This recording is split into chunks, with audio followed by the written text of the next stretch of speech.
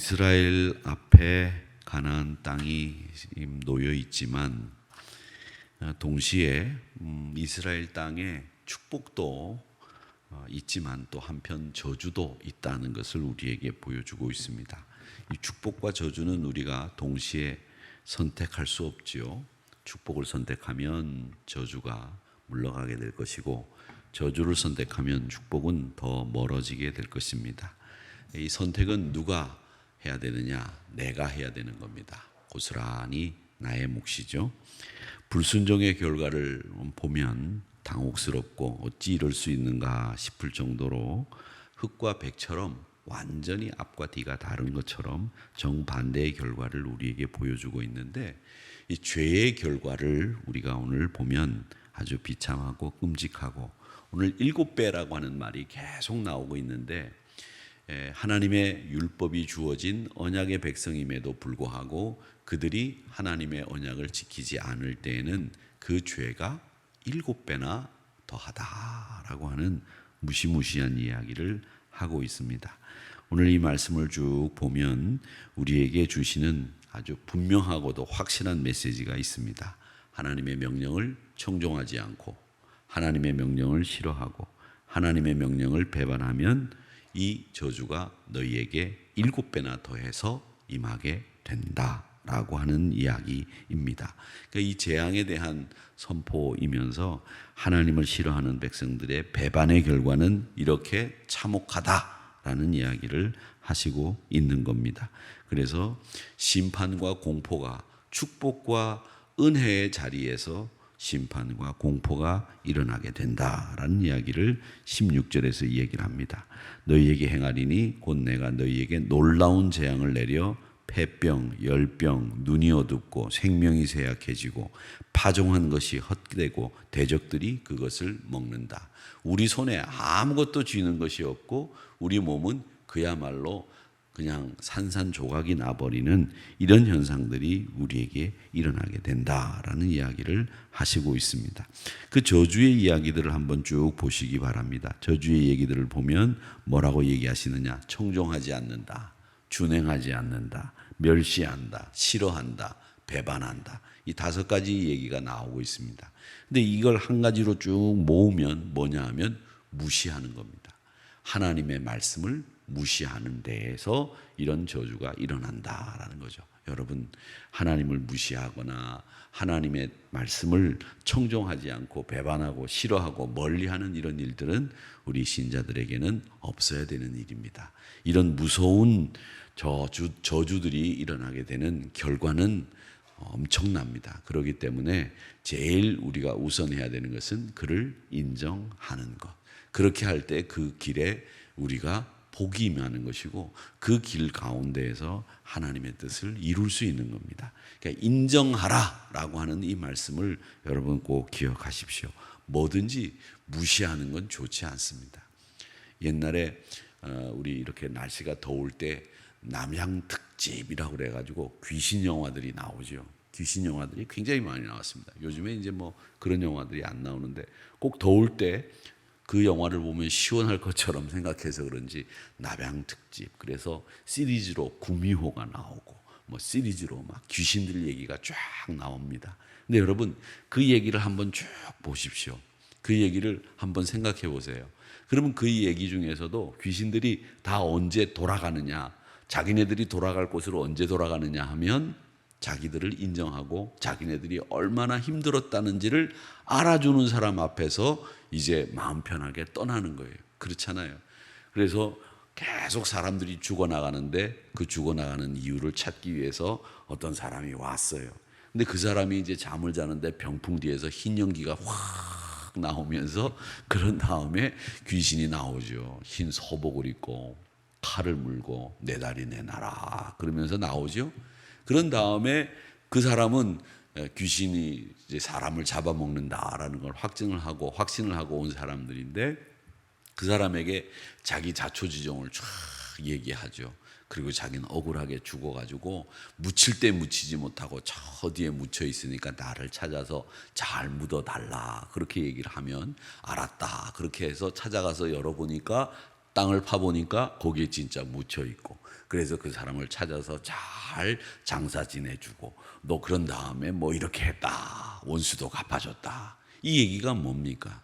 그 얘기의 핵심은 뭐냐면 그 사람의 억울함을 인정해주는 사람이 있을 때에 그 말도 안 되는 이야기 가운데 귀신 이야기들이 다 그 귀신들이 자기를 인정해주는 그 사람 해하지 않고 또 잘 끝내고 얘기가 마무리되는 해피엔딩이 되는 얘기들이 아닙니까? 귀신들도 자기를 인정하는 사람은 봐주는 거예요. 안 죽이는 거예요. 하물며 하나님은 귀신하고 비교할 수도 없는 분이시지만 하나님을 우리가 귀신도 인정하지 않으면 그런 화를 내는데 하나님을 인정하지 않으면 되겠느냐는 거죠. 아니죠. 우리는 하나님을 무시하지 말아야 됩니다. 오늘 여기 말씀에도 보면 이 하나님을 무시하는 사람의 가장 특징적인 것이 19절에 나옵니다. 내가 너희의 세력으로 말미암아 교만을 꺾고라는 말이 나옵니다. 하나님을 인정하지 않고 무시하는 사람의 특징이 뭐냐? 교만이라고 하는 겁니다. 교만이 왜 나쁜 거냐 하면 교만은 바벨탑을 쌓으려고 했던 인간처럼 하나님과 같이 되려고 하는 마음이 그 안에 자기는 아니라고 부인할진 몰라도 있다는 거예요. 하나님과 똑같아지려고 하는 마음이 그 안에 있는 거고, 그 다음에 이 교만이 나쁜 것은 뭐냐면 자기가 있어야 될 위치와 자기의 정체를 모르는 데에서부터 이 교만이 나쁜 죄악이 되는 겁니다.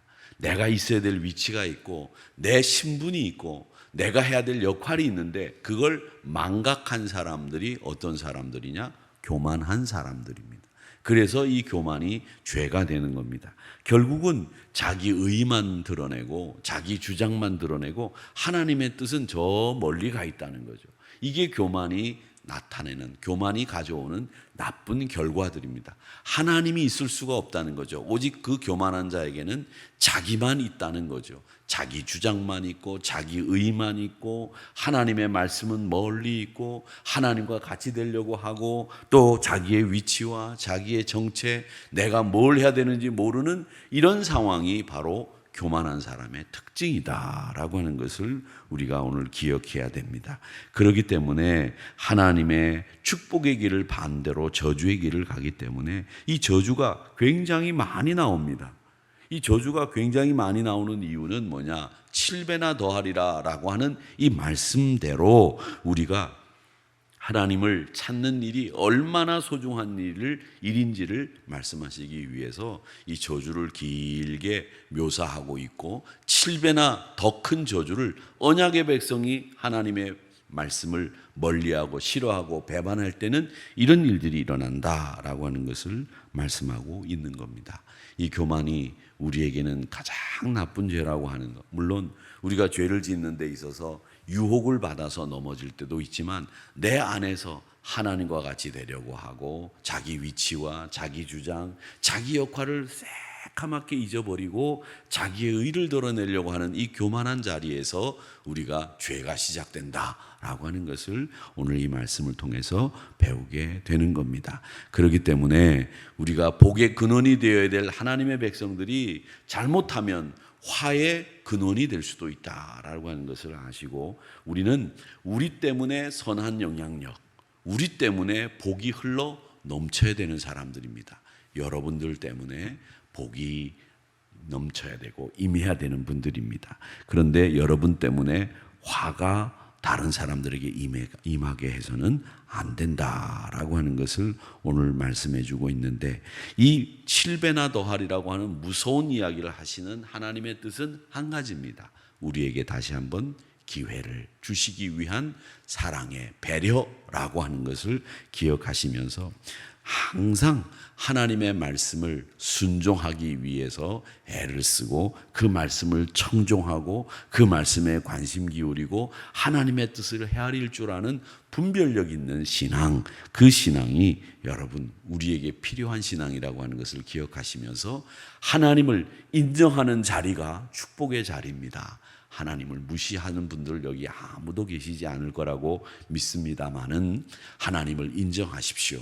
그리고 그 길에 지도함을 받으시면서 하나님이 주시는 놀라운 축복의 주인공이 되셔야지 저주의 주인공이 돼서는 안 됩니다. 그래서 여러분들 때문에 많은 사람들이 저 사람이 우리 교회에 와서 복 받았다. 저 사람이 우리 교회에 있어서 참 행복하다. 저 사람 때문에 내가 이런 은혜를 누리는구나. 이런 말씀을 들을 수 있는 여러분들이 다 되시기를 바랍니다. 여러분 한 분 한 분 때문에 여러분의 가정이 복을 받고 여러분 일가들이 다 예수 믿어서 다 축복이 흘러 넘치게 만들어가는 여러분들의 삶이 되기를 바랍니다.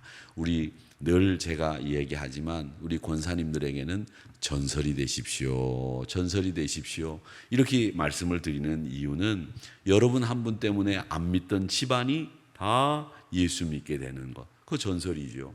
또 여러분 한 분 때문에 교회가 기도의 공동체가 된 거, 전설이 된 겁니다. 그래서 우리 권사님들은 한우리교회 전설이 되겠다 이런 생각을 가지시고 신앙생활을 하셔야 되는데 모두가 다 이런 전설이 되셔야 되겠고 무엇보다 그분 때문에 우리 한우리교회가 이만큼 그분 때문에 우리 한우리교회가 그때는 참 은혜로웠다. 그러니 지금도 그런 분이 나오셔야 되겠다. 이렇게 고도를 기다리는 마음으로 항상 그런 분을 기다리는 공동체가 되길 위해서 여러분들이 그런 주인공이 되셔야 됩니다. 항상 말씀 청종하셔서 하나님을 인정하시는 자리에서 복된 성도의 길을 걸어가시는 우리 한우리 성도님들이 다 되시기를 축복합니다.